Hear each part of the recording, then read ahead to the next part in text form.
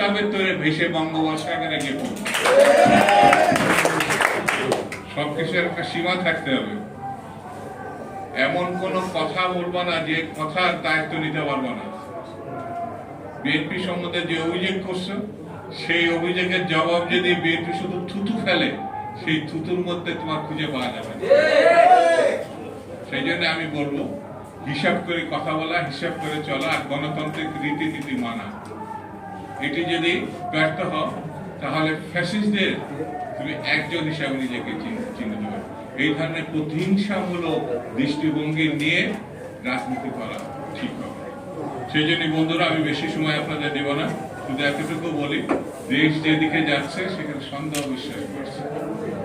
সেখানে সরকারের প্রতি মানুষের যে সমর্থন, আশা ছিল, বিশ্বাস ছিল, সেই সমর্থন, বিশ্বাস, আশা আস্তে আস্তে টুটে যাচ্ছে।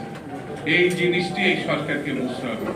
আমরা ডক্টর ইউনূসের মধ্য দিয়ে বাংলাদেশে একটি ভালো নির্বাচন করার প্রত্যাশা করি, কিন্তু ডক্টর ইউনূস যদি ফেল করেন তাহলে পরে স্বাভাবিক কারণে কেয়ারটেকার সরকার যেটি সংবিধানে আগে ছিল সেটা ফিরিয়ে আনতে হবে।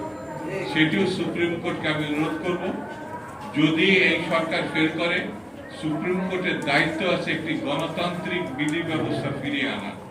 সেটি এখন মামলা শেষ ধাপে আছে। সেই জন্য সুপ্রিম কোর্টেরও দায়িত্ব আছে জনগণ, দেশ এবং গণতন্ত্রকে রক্ষা করা। সেই জন্য ডক্টর মোহাম্মদ ইউনূসকে অতি সতর্কতার সঙ্গে পরিস্থিতি অনুধাবন করে একটি ভালো নির্বাচনের দিকে তিনি যাবেন, এই প্রত্যাশা করি। এই প্রত্যাশার মধ্য দিয়ে সকলকে ধন্যবাদ জানি। আমি আমার